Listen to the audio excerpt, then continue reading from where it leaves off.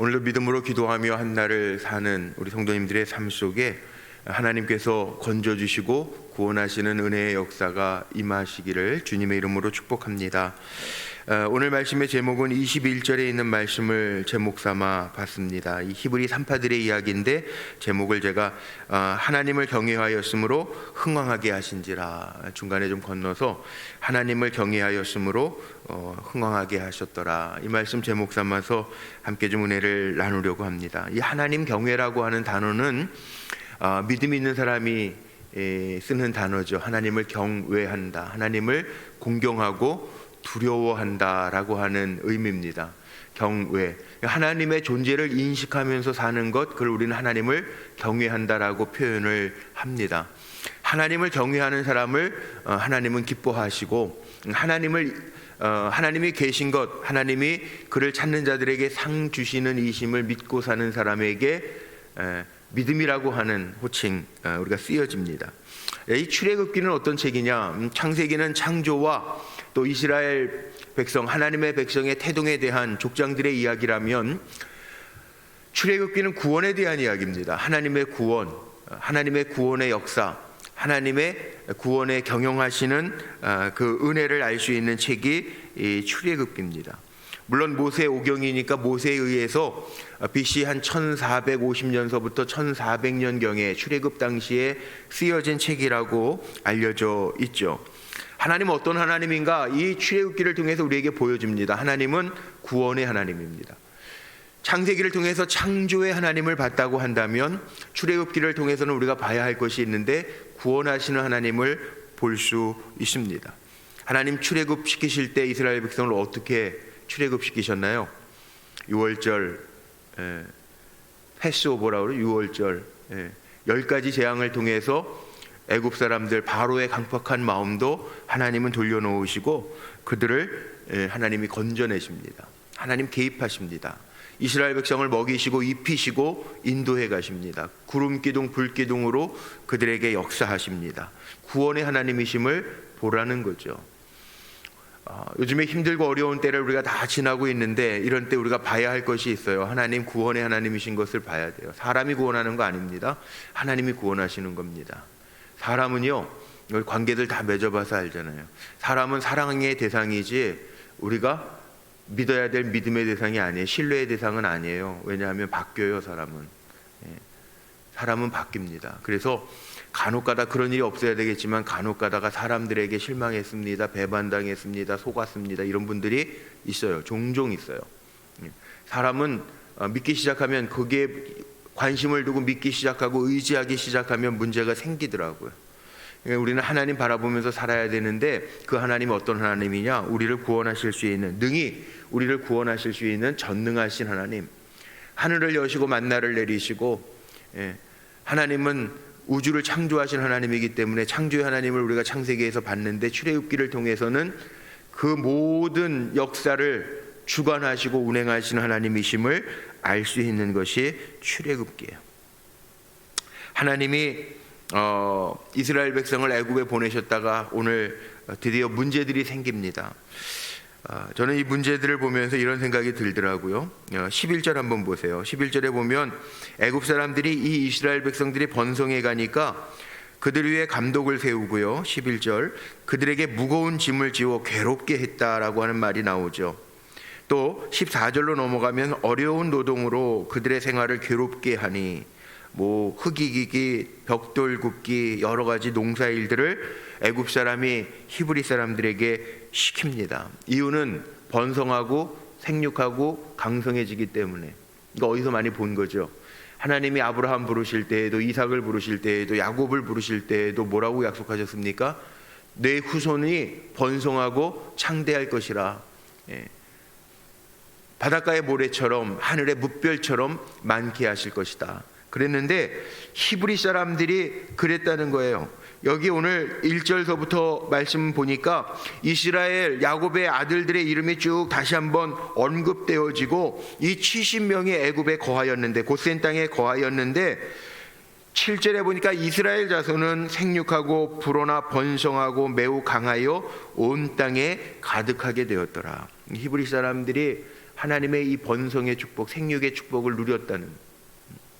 제가 가끔가다 그런 얘기를 하는데, 제가 캐나다에서 살 때 이 베돌스트 거리라고 그 히브리 사람들이 많은, 이스라엘 사람들이 많은 거리에 살았는데, 그 히브리 사람들이 애들을 많이 낳아요. 아파트에 살 때도 이렇게 보니까 중동 사람들, 물론 이라크 사람들도 있긴 있었는데, 그 히브리 여인들이 힘이 세요. 뭐 유모차 끌고 애 막 둘씩 들쳐업고 앞뒤로 업고 다니고. 그런데 뭐 보통 네다섯이에요, 네다섯. 야, 정말 이스라엘 사람들 애기 많이 낳네. 중동 사람들, 뭐 이라크 사람들도 간혹 있긴 있었어요. 이라크 사람들도 있는데 중동 사람들이 아이들 많이 잘 낳더라고요. 근데 이슬람 교도들의 그 전도, 그게 뭐니까 결혼해가지고 애 많이 낳아서 자기네 그 교도 확보하잖아요. 이슬람 교도가 그래요. 그런 걸 보면서 이게 좀 다르구나라고 느꼈는데, 뭐 요즘 우리 한국은 인구 절벽이라고 이야기도 하는데, 어쨌든 7절에 보니까 이스라엘 자손은 생육하고 불어나 번성하고 매우 강하여 온 땅에 가득하게 되었다. 그러니까 애굽이 위기를 느낍니다. 야, 저 이스라엘 사람들 엄청나게 많아지네. 불안해하는 거죠. 그래서 그들을 고역 어려운 일들을 시키고 괴롭게 합니다. 무거운 짐을 지어서 괴롭게 합니다. 이 말씀이 11절과 14절에 나와 있는 말씀이에요. 그런데 전 여기에서 뭘 얘기하고 싶으냐 하면, 이 무거운 짐, 괴롭힘을 당하는 것, 이게 다 나쁜 건 줄 알았는데, 이제 내일 2장의 말씀에 보면 나오지만, 이 고역으로 인해서 이스라엘 백성들이 하나님을 찾습니다. 부르짖어요. 거꾸로 얘기하면, 때로는 우리의 삶 속에 평안한 것 참 좋지만, 평안하지 아니하고 어려움이나 괴롭힘, 또 문제가 있을 때 우리는 뭘 봐야 되냐면, 하나님이 우리를 부르시는 신호를 보고 들을 수 있어야 돼요. 이 어려움 때문에, 이 괴로움 때문에, 우리의 탄식 때문에 하나님을 찾게 되는구나. 신앙생활할 때 간혹 제가 이렇게 목회자로서 보면요, 신앙이 한 번씩 이렇게 사람들이 점프할 때가 있어요. 신앙적으로 업그레이드 될 때가 있어요. 그런데 평안할 때 신앙의 업그레이드, 믿음의 업그레이드보다는 뭐 퍼센테이지로 꼭 볼 수는 없겠지만, 목회하면서 보니까 문제와 어려움, 괴롭힘, 세상의 어려움, 이런 거로 인해서 신앙의 업그레이드가 되더라고요. 뭐 코로나 때문에 여러 가지 이야기들이 많이 나옵니다. 책들도 서점가에 보면 코로나 이후의 시대에 대한 얘기들이 너무 많습니다. 그런데 이게 전반적으로 무슨 얘기입니까? 이런 어려움들을 통해서 인류 사회도 발전을 해야 되겠지만, 우리의 신앙도 마찬가지. 요즘에 기독교 서적에 나오는 책들 보면 문제들 속에서도 하나님을 만나고 하나님을 찾고 하나님으로 인하여 한 단계 성장하는 삶의 모습을 보여주고 있어요. 이스라엘 백성이 그렇다는 거예요. 애굽에서 여러 가지 고역으로 인해서요, 하나님의 은혜를 더 체험하고 주님을 찾고 부르짖고, 하나님은 그 탄식의 고역의 소리를 들으셔서 그들을 건져내시는 이야기가, 다듬어 가시는 이야기가 이 출애굽기에 나와 있어요. 어쨌든 우리 인생이라고 하는 게요, 잘 나갈 때 평안할 때도 있습니다. 요셉의 시대 바로 왕과 애굽 사람들이 요셉을 얼마나 많이 인정해주고, 그 성실성과 또 인덕과 또 하나님을 경외함을 얼마나 사람들이 많이 인정해 줬습니까? 그런데요, 오늘 말씀 속에 보니까 여기 6절로 한번 좀 보세요. 6절에 보니까 뭐라, 요셉과 그의 모든 형제와 그 시대의 사람은 다 죽었다. 그리고 8절에 넘어가 보면 이렇게 이스라엘 백성들은 강성해 가는데, 뭐냐 하면 8절에 요셉을 알지 못하는 새 왕이 일어나 애굽을 다스리더니, 요셉을 알지 못하는 새 왕이 일어나. 요셉을 기억하던 사람들 다 이제 없어졌고, 어제 말씀 창세기 말씀 마지막에 요셉 입관하는 얘기로 마쳤잖아요. 요셉이 죽고 나서 시간이 흐르니까 다 잊혀져 가는 거예요. 제가 뭐 사람 꼭 뭐 배반한다, 관계가 사람이라는 게 배반만 하는 건 아니지만 잊혀져 가요. 어쩔 수 없어요. 사람의 기억 속에 희미해져 가요. 아무리 혁혁한 공을 세워도 잊혀져 가요. 뭐 역사 문제를 요즘에 얘기하는데, 역사를 이게 시대가 지난 다음에 눈으로 역사를 보면요, 그 잣대 기준이 달라지기 때문에 문제가 되는 거죠. 제가 별로 안 좋아하는 단어, 뭐 적폐청산이라든지 뭐 일제 시대 뭐 이런 부분들, 뭐 친일파 이런 얘기들을 하는데, 물론 잘못한 거는 우리가 잘 역사를 교훈 삼아서 고치고 넘어가야 되겠지만, 가만히 보면요, 이런 것들이 있어요. 그 시대 속에서 보지 못하고 시간이 흐른 다음에 보면 그거는 다를 수 있거든요. 그 기준이 흔들릴 수 있거든요. 근데 사람의 역사라는 게 다 그래요. 이게 여기만 그렇습니까? 세계사나 우리 나라의 국사나 뭐 다 마찬가지잖아요. 시간이 흘러서 보면 그때 그럴 때도 있었구나. 그러나 중요한 거 우리는 뭐를 고백합니까? 그런 가운데에서도 역사의 주관자는 하나님이시구나라고 하는 고백들을 하면서 살죠. 근데 사람이 다 근데 그 역사를 정리하면서 살라고 하니까 문제가 생기는 거죠. 여기에 보니까 사람의 이야기, 역사의 이야기는 그런 거예요. 8절에 보니까 그렇게 나왔잖아요. 요셉을 알지 못하는 새 왕이 일어나 애굽을 다스린다. 요셉은 잊혀졌다는 거예요. 그리고 우리는 살아가는 동안에는 최선을 다해서 살고 정말 하나님 기쁨이 되어지는 삶을 살아야 되겠지만 사람을 신뢰하면서 산다? 그건 아닌 것 같아요. 왜냐하면 애굽의 왕들도 새로운 왕이 일어났다. 애굽이 잊혀졌다는 거예요. 요셉도 잊혀졌다는 거예요. 이스라엘 사람들도 다 잊혀졌다는 거예요. 그리고 오히려 남은 건 뭐만 있습니까? 이스라엘 사람들은 번성하고 12절에 보니까 애굽 사람들은요 이스라엘 자손으로 말미암아 근심했다. 요셉으로 말미암아 또 애굽에 내려왔던 그 야곱의 가족들로 말미암아 고센 땅이 주어지고 기뻐하던 그런 사람들은 다 없어지고요. 이제는 이스라엘 자손으로 말미암아 애굽 사람들이 근심하는 이야기가 나옵니다. 우리 인생도 그런 것 같아요. 잘 나갈 때 평안할 때도 있고요. 어려울 때 문제와 씨름할 때도 있고요. 고통 속에 있을 때도 있어요. 그러나 하나님과의 관계는 우리가 끊기면 안 돼요. 신앙생활하면서 하나님과의 관계가 끊기는 거는 예를 들면 물이 계속 공급돼야 되는데 물의 수원지가 끊기는 거하고 같아요. 그래서 하나님과의 관계를 우리가 해치지 아니하고 살아요. 또 축복, 고난, 평안, 뭐 인간의 삶이 생로병사라고 그러잖아요. 태어나서 생로병사, 늙게 되고 뭐 늘 건강한 것도 아니에요. 시간 지나면 다 약해져요. 관계도요 늘 좋은 것만 아니에요. 사람 관계는 굴곡도 있어요. 좋을 때도 있고 나쁠 때도 있고 잘 나갈 때도 있고 막힐 때도 있고 그거 다 인생의 여정이라는 거예요. 삶의 여정이라는 거예요. 그러나 하나님과의 관계는 끊기면 안 된다는 거죠. 자, 하나님의 역사가 이런 가운데에서 나타납니다. 어떤 역사가 나타나느냐? 애굽과 이스라엘 관계는 지금 이렇게 어려워져 가고 있는데 사람들에게 잊혀져 가서 힘들고 있는데 애굽 왕이 요셉을 알지 못했던 히브리 사람들을 알지 못했던 애굽 왕이 뭐라고 명령하냐면 여기 사람의 이름이 15절에 나와요. 시브라랑 부하라고 하는 사람이 나오죠. 히브리 산파들을 불러가지고 왕이 이야기합니다. 야, 이거 안 되겠다. 이제 혼합 정책을 쓰는 남자들 다 죽이라는 거예요. 딸이거든 살려두고 남자들은 다 죽여. 그런데 17절, 이게 굉장히 중요한 단어가 여기 나옵니다. 17절에 보니까 그러나 산파들이 하나님을 두려워하여 애굽 왕의 명령을 어기고 남자 아기들을 살린지라. 히브리 산파들의 이름들이 나왔는데 그들이 하나님을 두려워하여 애굽 왕의 명령은 어기고 남자 아기들을 살린지라. 자, 왜 그랬을까? 번성시키기 위해서, 자기 민족을 번성시키기 위해서? 아닙니다. 왕의 명이라고 하는 건 어명 아니에요. 어명. 절대적이잖아요. 권세가 있잖아요. 근데 세상의 권세보다는 하나님을 두려워하는 것을 택한 히브리 산파들이에요. 그거로 인해서 하나님께서 그들의 집안을 흥왕하게 하셨다라고 말씀하고 있는데 여기에서 아주 중요한 영적인 교훈이 있어요.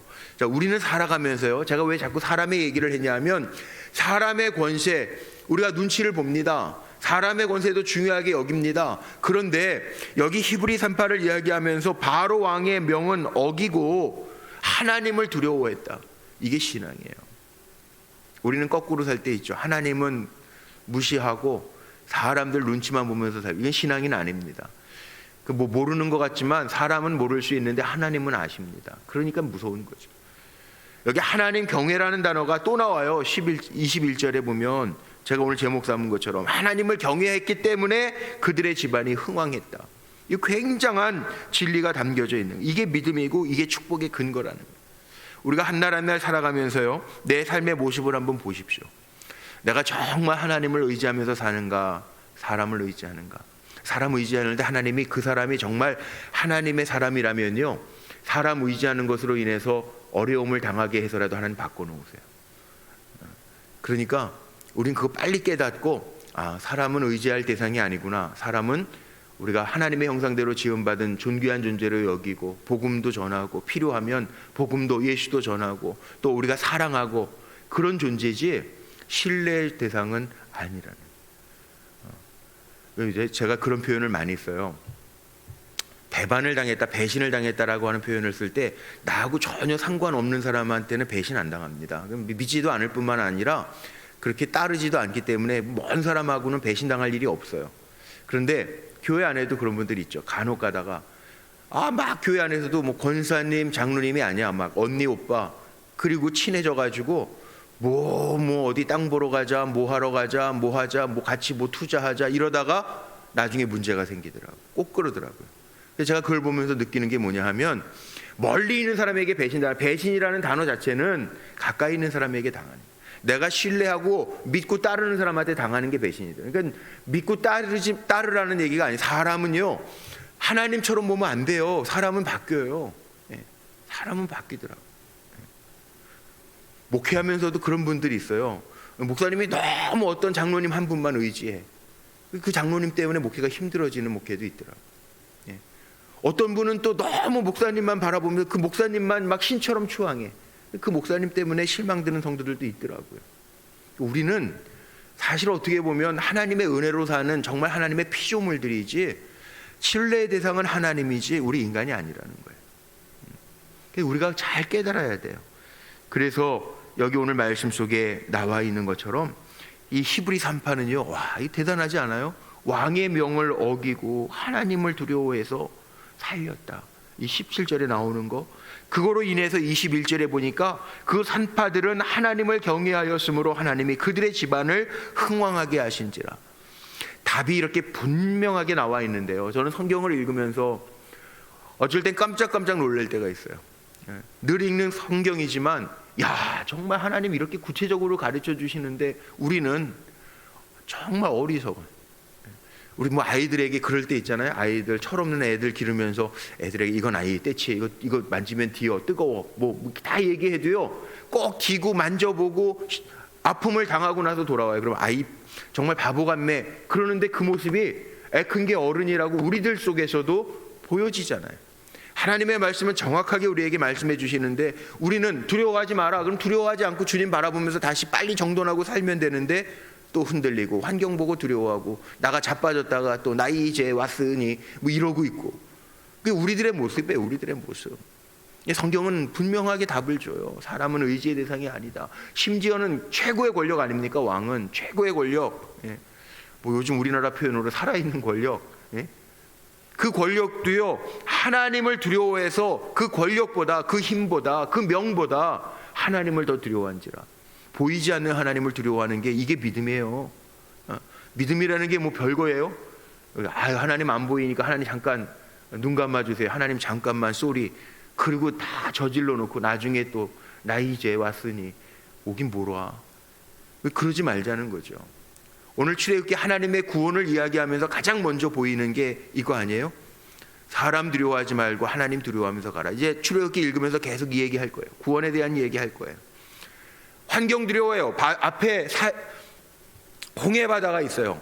뒤로는 적들이 따라와요. 이 사면 초과죠. 말 그대로. 어떻게 해요? 하나님은 하시잖아요. 가르잖아요. 하나님의 길이 있죠. 사람의 길이 아니라 하나님의 길이 있잖아요. 근데 이런 이야기가 출애굽기에 얼마나 많아요. 하나님 구원이시라는 거. 근데 우리는 그 이야기를 읽으면서도 오늘날 환경 보고 문제 보고 두려워하고 염려하고, 지혜롭지 못하라는 얘기는 아니에요. 아무것도 하지 말고 손 놓고 있으라는 얘기는 아니에요. 그러나 하나님의 은혜가 우리에게 있음을 기억하면서 사는 거, 이게 기본이라는, 기본, 신앙의 기본. 히브리 3파가 그랬던 것처럼 보이고 들리는 사람의 최고 권력의 명보다 하나님을 두려워했던 것, 이것이 삶의 기초였다. 흥왕의 기초였다. 축복의 근거였다는, 이거 오늘 꼭 기억하시고, 한날을 삽니다. 우리에게 다 똑같은 24시간을 사는 것 같은데 하나님이 보실 땐 다릅니다. 하나님을 두려워하면서 사는가, 하나님을 의식하지 않고 사느냐, 그 하나님 아세요. 사람은 몰라도 하나님은 아세요. 저나 여러분은 오늘 한날도 똑같이 살아가는 것 같지만 하나님의 마음에 합한 종들, 하나님을 의식하고 하나님을 두려워하면서 사는 그래서 하나님의 기쁨이 되어지는 종들이 되시기를 주님의 이름으로 축복합니다. 기도하시겠습니다. 오늘도 한 날 우리에게 허락하시고 하나님을 경외하기 때문에 이 한 날 날의 주인 되신 주님 앞에 예배하고 찬송하고 말씀을 받고 하루를 살아가게 하시니 감사합니다. 이제 출애굽기를 시작하면서 구원의 하나님, 우리에게는 하나님의 은혜가 있음을 알게 하신 것 감사합니다. 잘 기억하게 하시고 우리가 세상을 살아갈 때 환경, 힘, 그거보다 하나님을 두려워하는 마음으로 승리할 수 있도록 동행하여 주옵소서.